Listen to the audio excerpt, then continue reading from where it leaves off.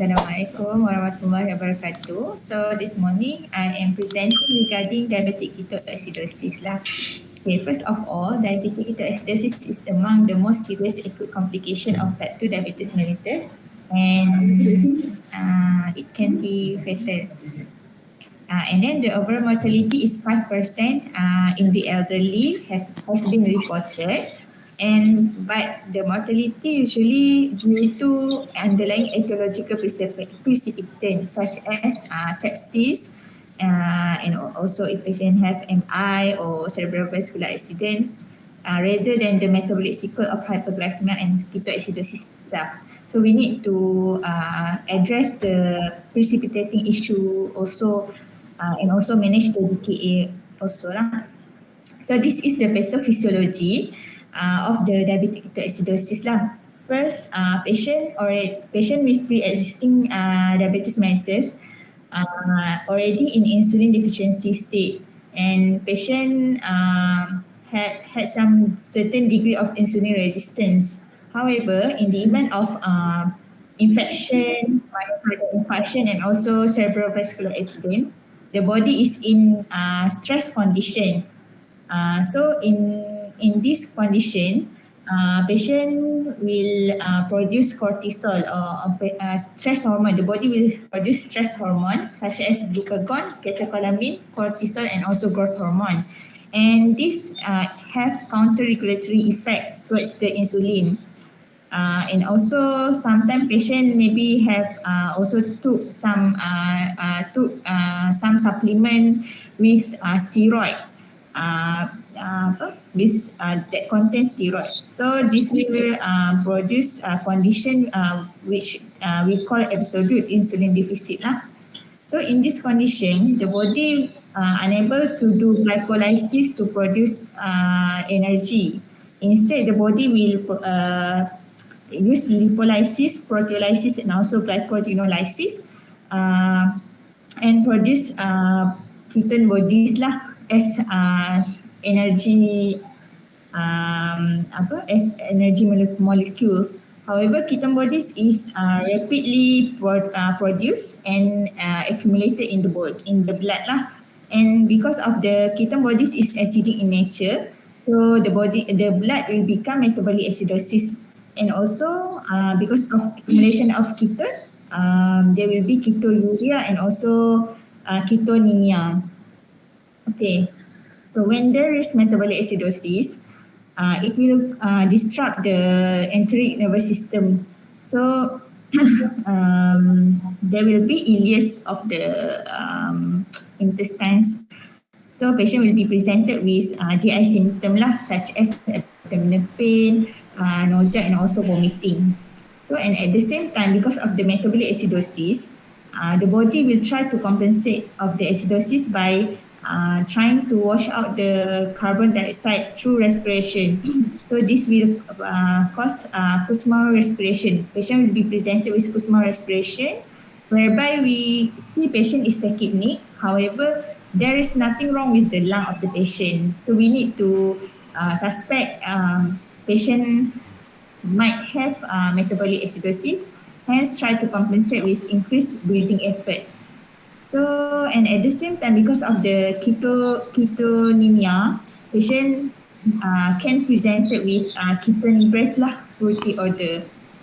And because of the metabolic acidosis also, there will be disruption of electrical signal in the brain and also spinal cord and nerve. And so patient can be presented with altered mental status lah. And because of the hyperglycemia, the body unable to use up the glucose, there will be increase in blood glucose in the there will be increase in blood glucose. Hence, if once the glucose level is more than 12 millimole per liter, glucose filtration is more than glucose reabsorption.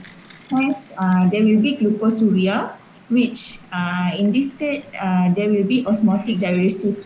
Means there will be the water will the water will there will be large volume urine output lah. So patient presented with polyuria and also lead to severe dehydration. So kita boleh nampak patient have hypotension, tachycardia. So and at the same time, when patient still in the early stage whereby the patient still alert, patient will complain of polydipsia lah. But patient keep having thirst. Sorry, right? Wow. Sorry. And then they will, because of the severe dehydration, patient might be presented with electrolyte imbalance. Patient usually presented with electrolyte imbalance also lah. Okay, so for initial assessment, we need to ask regarding whether the patient have what caused the DKA, whether the patient have infection, whether it is from upper respiratory tract infection, lower respiratory tract infection, sepsis or urinary tract infection, or patient usually patient with uncontrolled diabetes mellitus have prone to have infection. So we need to ask regarding unhealed wound, abscess, or whether patient have carbuncle. So, and we need to ask regarding patient compliance to medication, whether patient have cardiac events such as patient have chest pain, but sometimes patient with diabetes usually presented with atypical cardiac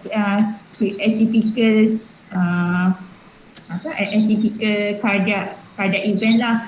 Patient don't have any chest pains, and then we need to ask regarding patient have CVA or whether patient took any supplement lah, because a lot of supplements nowadays have steroids inside.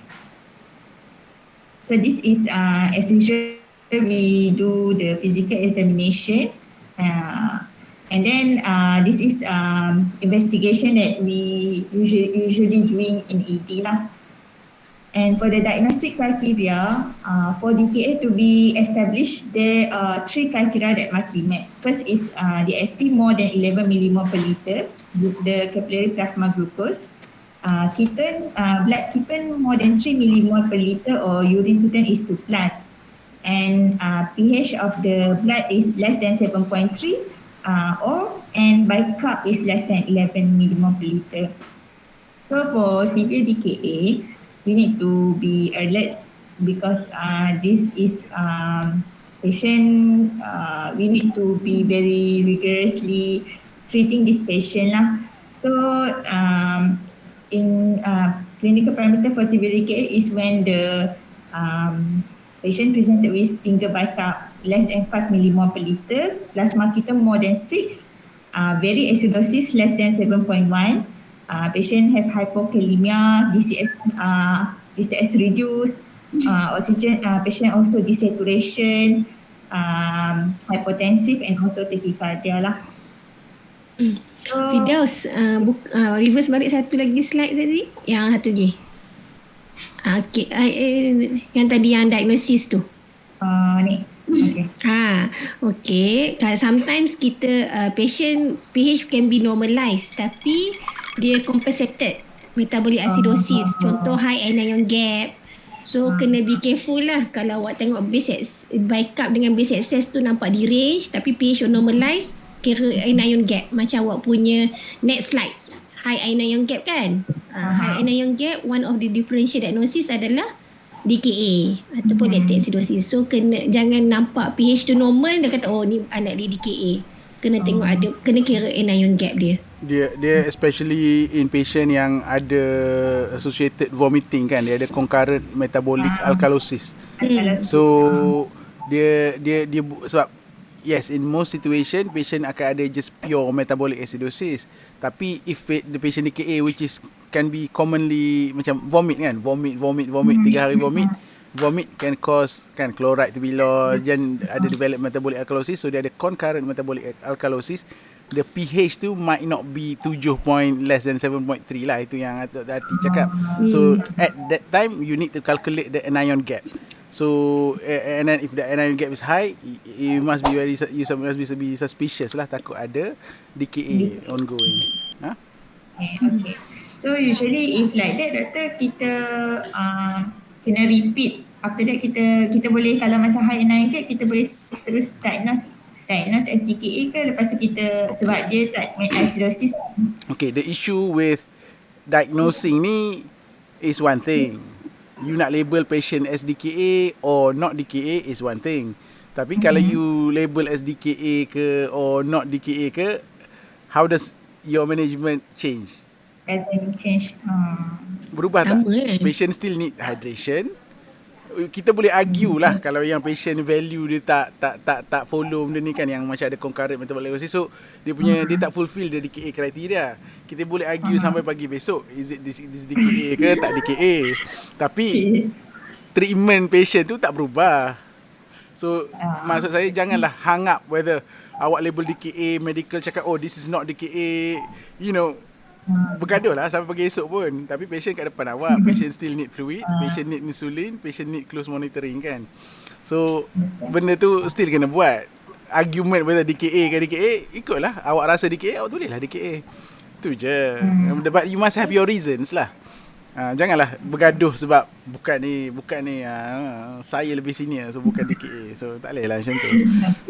Okay. Tapi patient punya management comes first. I think that's the more important part lah. Yang ni lebih kepada akademik je.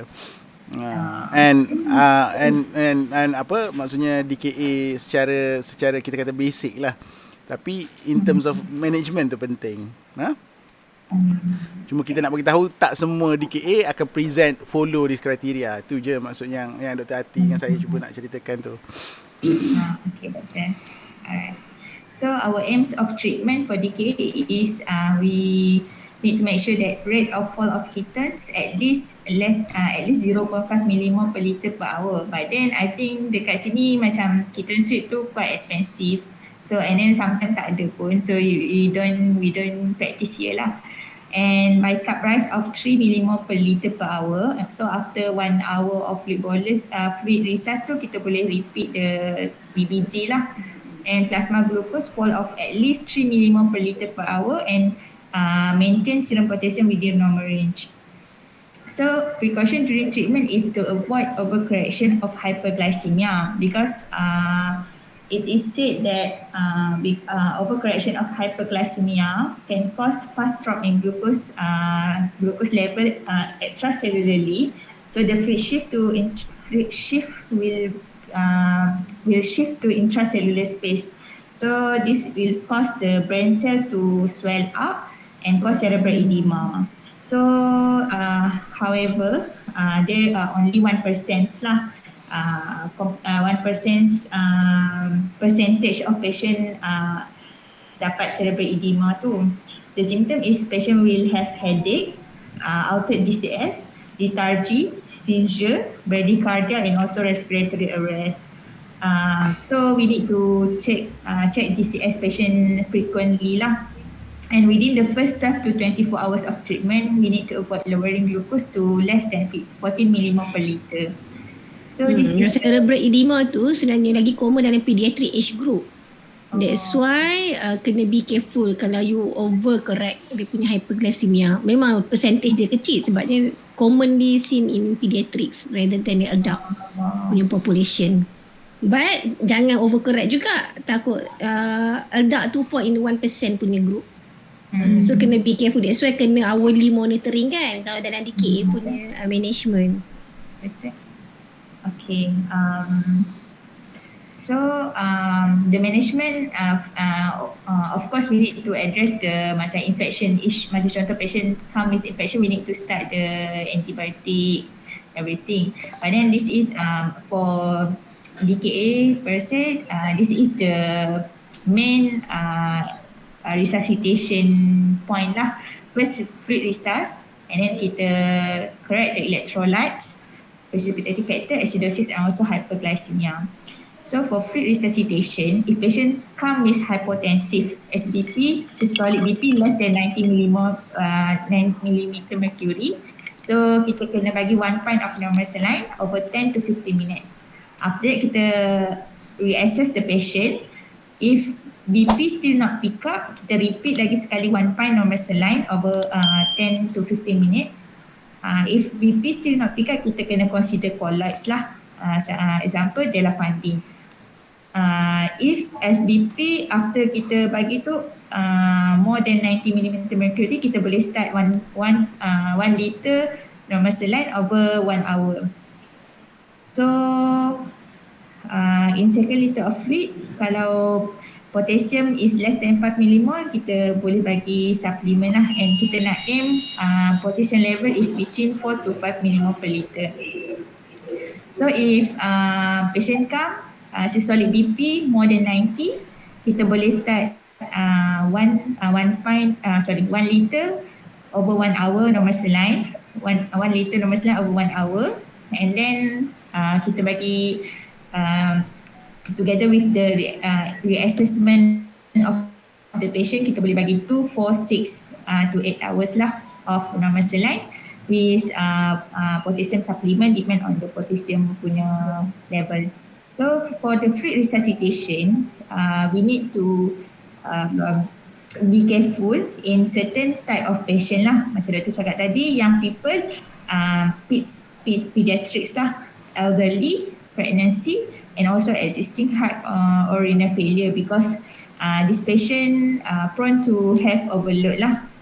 So sometimes tiba-tiba dapat pulmonary edema.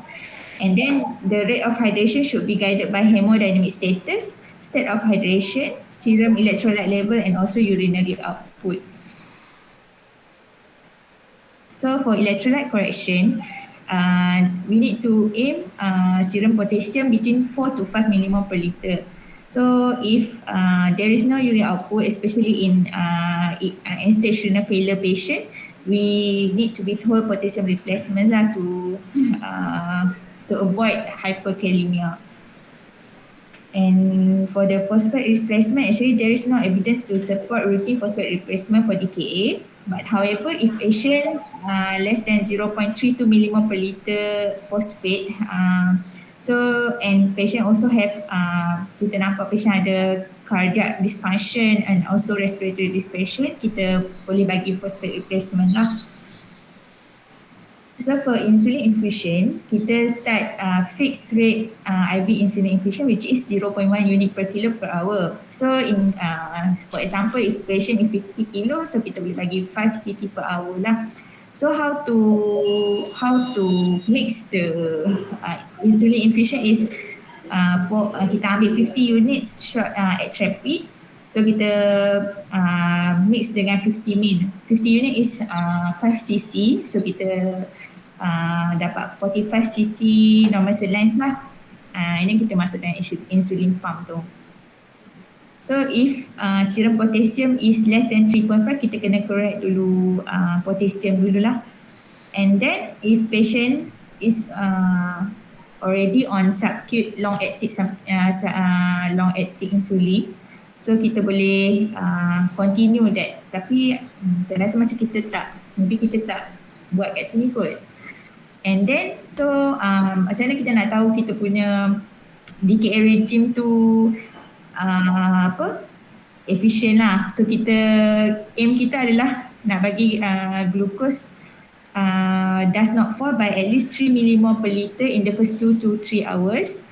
Kalau glucose tu tak fall by 3 millimole per liter per hour in the first 2 to 3 hours, kita akan increase lah kita punya fixed insulin infusion tu by 1 unit per hour. So once DST less than 14, kita boleh switch to 5% dextrose, and ataupun kita reduce insulin infusion rate by 50% lah. Kalau patient have persistent ketonemia, kita boleh change to kita maintain insulin infusion rate and then change to 10% dextrose. So beyond 24 hours, after 1 day, kita kena maintain plasma glucose at 8 to 12 millimole per liter lah. So IV bicarb, usually bicarbonate is not indicated to correct acidosis in DKA because this also can cause more acidosis to patient. And because of Awak ada tulis tu. Senang sudah awak explain je. Partial pressure of carbon ECO2 in CSF akan cause paradoxical increase in CSF acidosis lah. And then Okay. and also delay in the flow of plasma lactate and ketone level, and in the young patient boleh dapat cerebral edema. So however, if patient datang dengan very severe acidosis, although kita dah bagi hydration dan kita dah start insulin infusion pun still very acidotic, kita boleh bagi 1 ampule sodium bicarb and kita run for 1 hours lah. And then kita boleh repeat every 1 to 2 hours until pH is more than 7. So for monitoring, kita kena buat hourly DST monitoring until DST fall between 8 to 12 millimol, and then kita monitor 2 to 4 hours lah. Vital sign and input output is important sebab kita nak tengok patient input output tu whether patient still dehydrated ataupun patient ada macam contoh patient ESRF, tak ada urine output, so important lah to avoid fluid overload. So venous VBG at the first hour, 4 hours and 6 hourly, and 6 hourly used to look for potassium level lah. So when we need to stop IVI insulin infusion lah, when pH is more than 7.3 and patient no more ketonemia less than 0.6 millimol per liter. So kita boleh start transition to basal bolus is after patient dah start boleh makan, tolerating orally, and kita boleh overload subcutaneous insulin for subcutaneous insulin and also insulin infusion for 1/2 hours lah ataupun 1 hour. So this is the algorithm for management type PPM with TKA. So yang ni ada CPG yang ada dalam CPG lah, yang 6 edition tu. So yang ni macam senang lah, boleh tengok semua. Okay, that's all from me. Thank you. So kalau tak ada soalan, I will, sorry doktor ada satu soalan. Apa dia? So kalau contohlah patient datang with DKA, tapi at the same time tanya presenter. Kenapa tanya doktor mana awak tanya ni? Saya suruh tanya presenter. Awak lah kena jawab. Tak doktor, tapi saya masih tak tahu. Kalau patient datang dengan DKA tapi potassium dia like very high, so macam very high means maybe 8 ke kan, so macam tapi kita bila yang kita nak bagi lytic, macam mana kita nak cut point, kita boleh bagi reverse lytic cocktail tu. Okay. Awak rasa? Macam mana awak decide? Selalu macam mana awak decide untuk bagi lytic cocktail? Biasa-biasalah. I mean, you know, let's take DKA out of the question first. Patient my potassium kata lebih pada normal range lah. Tak kira lah 5, 6, 7, 8, 12. Kan? Macam mana awak nak decide patient tu sebenarnya perlukan lytic cocktail? Lytic cocktail consists of? Kalsium gluconate, insulin dengan dextrose lah, D50. Okay, so apa function semua tu? Semua tu. So first kalsium gluconate tu kita nak protect the heart kan, because how protect the heart in what sense? Dia ada menyebabkan ada bungkusan jantung ke dia letak heart di dalam kotak ke, you know. Protect the heart tu, you need to be more specific. Cakap kat makcik kat kedai kopi boleh lah protect the heart. Ini dah habis medical school dan nak habis Housemen ni.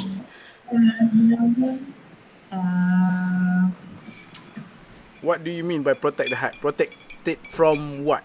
Sorry kopi banyak sikit pagi ni, so hyper sikit.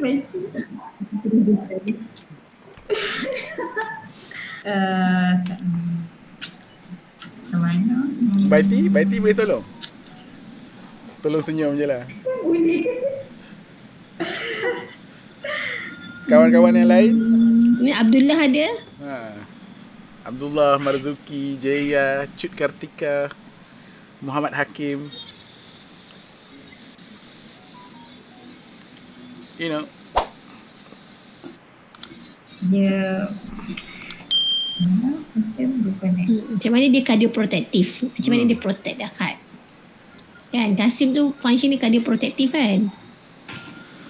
Betul. kalsium gluconate. Ini semua belajar kat medical school dulu ni. Betul. Tengah Google ke? Betul. Nampak macam tunduk, tawaduk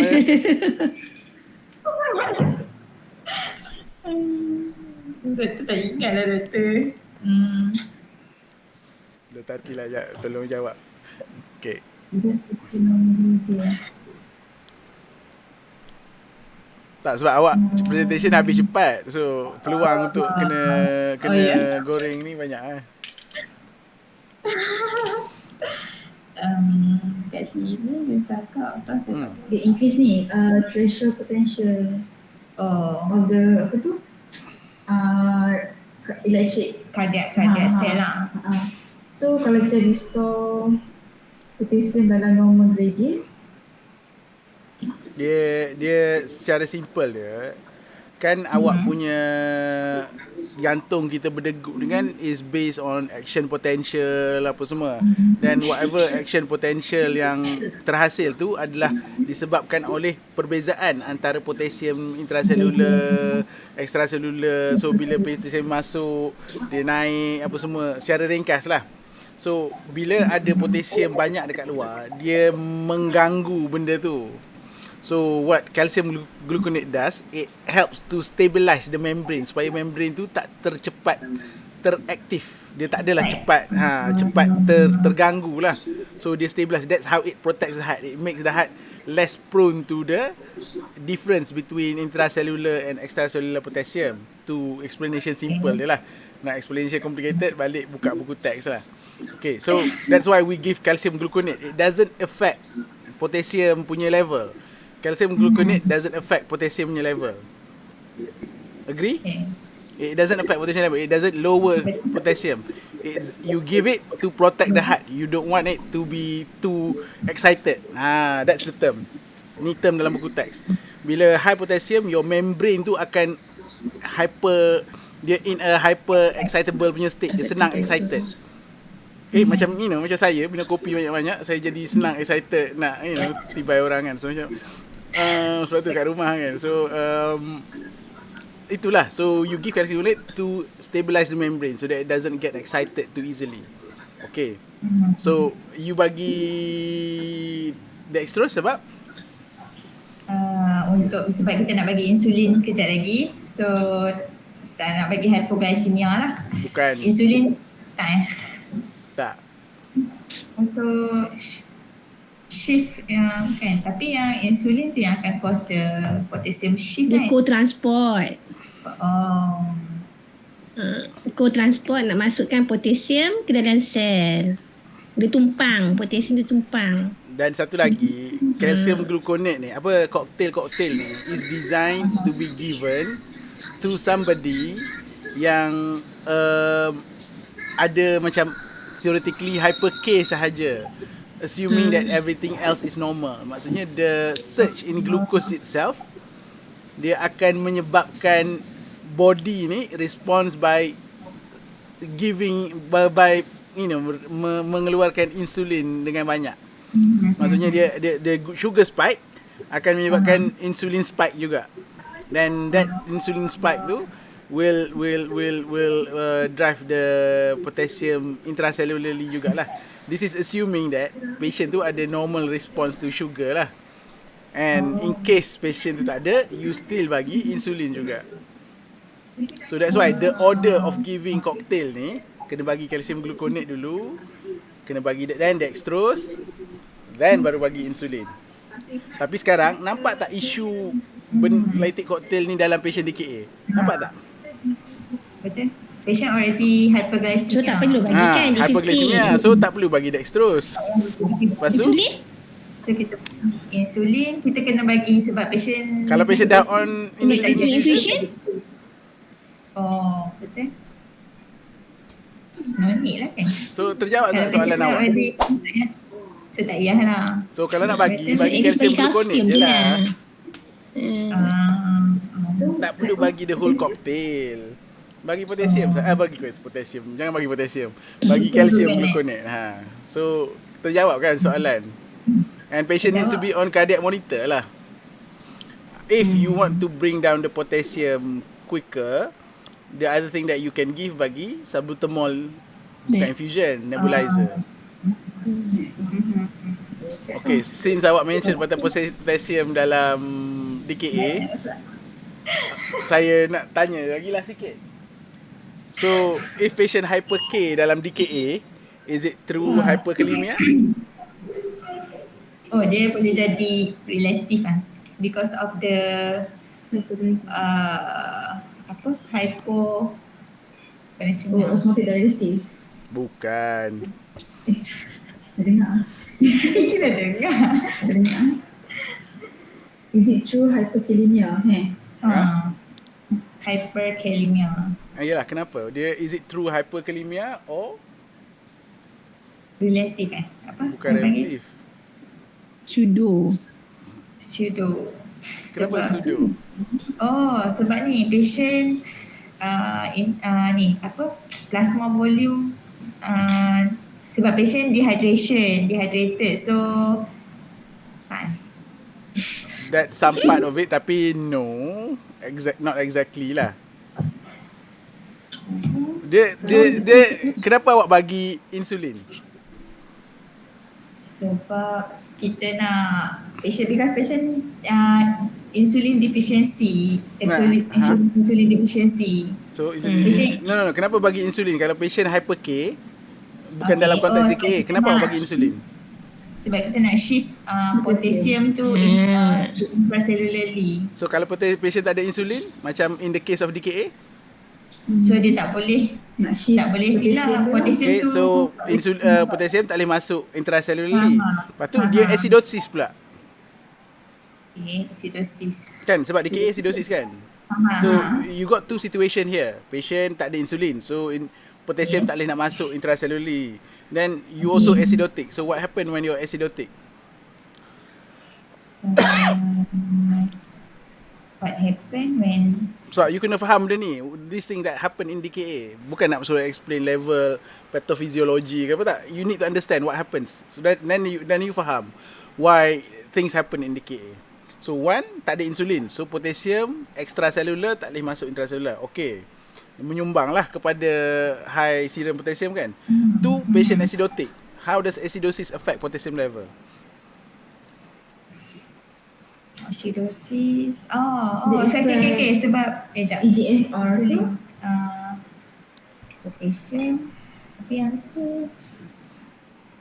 tu pasal bicap main dengan kita. Potassium ada Cell death. Apa dia? Cell death. Ha? Cell death from Bukan cell death sendiri. Cell death causing lactic acidosis and then pecah lagi sel tu causing more potassium tu to go out lah. Dia ada elemen-elemen betulnya tapi cell death tu kurang tepat sikit. Tapi good effort.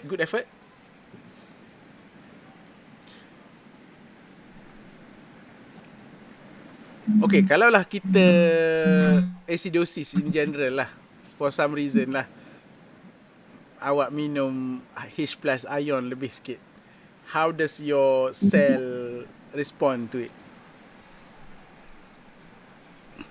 H plus ion. Macam awak minum, juice H plus ion, acid yang lemah, awak minum.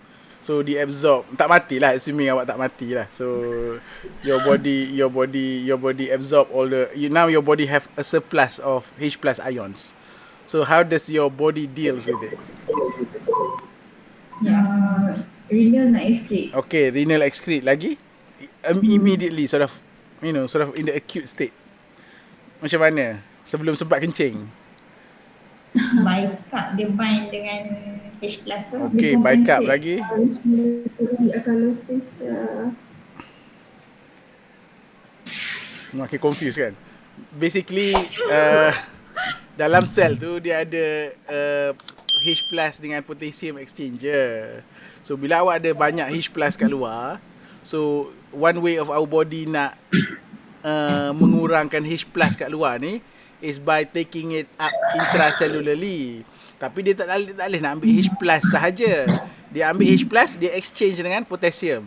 So in acidosis, you get hyperkalemia tu because the extra H+ ion tu is taken up intracellularly and the potassium intracellularly tu is pushed out.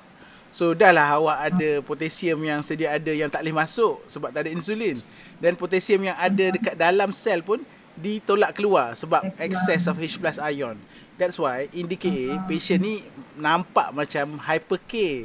Sebab semua potassium yang dalam sel tu dah dibawa keluar dan semua potassium yang memang sedia ada dekat luar tu tak boleh masuk. So dia pseudo hyperkalemia. Dia kalau kira jumlah potassium dalam badan tak berubah. Cuma jumlah potassium yang ada kat luar sel tu yang berubah. That's why jangan melompat. Oh, this is hyper K, nak kena bagi lactic cocktail. You need to correct the acidosis, then you start insulin infusion and you'll be surprised. Sebenarnya patient ni relatively mungkin sebenarnya hypokalemia. Kan bila dah sel dah start masuk balik dalam sel apa semua, sebenarnya dia ni hypokalemia sebab dia dah muntah, dia dah tak makan. So jangan agresif sangat nak treat dia punya hyperkalemia as long as tak ada ECG changes. Apa ECG changes hyper K? Tolerated T saya jawab, yang lain-lain korang jawab. Latent P wave. Lagi? Apa tu? Sine wave. Okay. Lagi ada 7. Banyak lah. Banyak. Make sure tahulah yang banyak tu. Bukan tall tented T sahaja. Okay, so as long as patient tu tak ada tall tented T waves, meaning that kena buat ECG, put patient on cardiac monitoring, then you don't need to be jumpy about treatment of hyperkalemia. Tak perlu nak bagi lactic cocktail, nak apa semua. Bagi masa. Because sometimes once you dah start fluid, acidosis dah improve and insulin dah masuk, the potassium level will correct itself. And entah-entah kena tambah potassium. Kan, that's why dalam guideline kan dia cakap after fluid, after start insulin, monitor the potassium level. Saat masa tu insulin dah ada, potassium start masuk balik dalam sel semua, and then you'll find out patient sebenarnya hyperkalemia. Tapi even kalau you nak bagi pun, macam Firdaus cakap tadi, apa boleh bagi? Kalsium gluconate je. Insulin dah bagi, sugar pun memang dah tinggi. So itulah isu dia. Okay, so that's why kena faham apa yang berlaku pasal DKA ni. Sebab DKA ni, it's not about the management tu. Yang paling penting dalam DKA adalah the monitoring part. Kan, treatment dia apa je? Bagi fluid je kan. Lepas tu the rest is monitor, supportive care. Kan, ubat dia tak ada benda, insulin dan fluid and whatever antibiotic lah if patient sepsis ke apa semua. Tapi for DKA per se, the management, the key point of management is hydration, insulin and close monitoring. That's why kita kalau boleh kita nak suruh semua patient DKA ni masuk ICU. Bukan sebab dia nak kena intubate, sebab dia perlukan close monitoring and invasive monitoring. Kan? Tapi masalah kita ni kadang-kadang selagi tak tube, tak susah nak masuk ICU. Even kalau tube pun lagi susah masuk ICU. Kan? So ni konsep yang bukan konsep, ni benda yang korang kena faham with regards to DKA. Okay? Sorry Dr. Hati, saya hijack pula. Tak apa. Dialu-alukan. Poskon. Oh my god. Okay, Ada soalan lain ke kepada Firdaus? Tak ada kot. Tak apa. Next topik pun lebih kurang je. Nanti kita tanya dulu nanti. So, I give the floor to Binti lah. Thank you.